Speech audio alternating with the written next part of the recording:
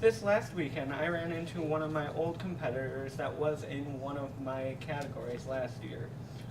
You would imagine that we wouldn't like each other and that we would be biting off each other's heads, but not at forensics competitions. We are good friends, and as soon as we saw each other, we ran into each other's arms and hugged. I chose forensics competitions because not many people know what and how forensics competitions work or how to perform in them. First, we'll start in the auditorium, which is where we start and end the day. Then we will go into the classrooms where we perform, and then we will hang out in the cafeteria where we find out where they post semis and finals. Now let's head into the auditorium where we're going to start off our speech and how we start off the day. In the auditorium, you'll find many different people, from kids in suits to kids in overalls.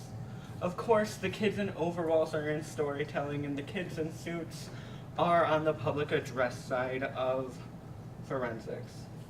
Then everybody sits down so that the host of the tournament can tell us who has dropped, and maybe the occasional ad of one person. Then we are all dismissed from there around 8:15, and we run to our next round because it starts at 8:30.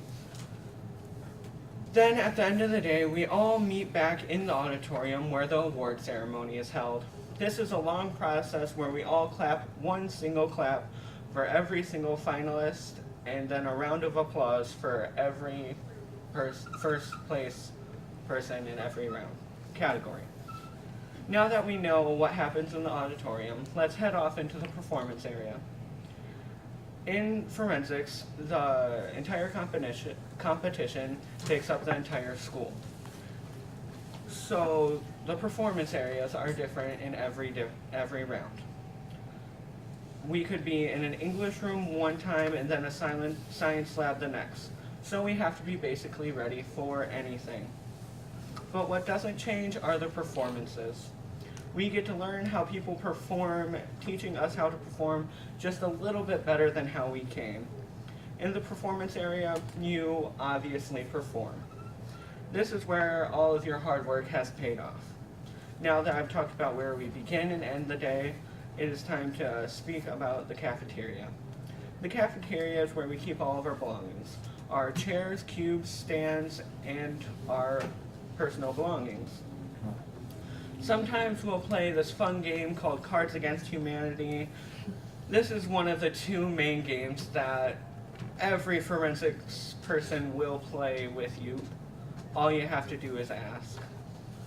This is also the space where we will find out the postings for semifinals and finals.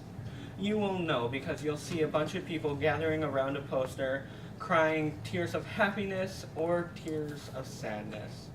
Last weekend, it was tears of sadness for me.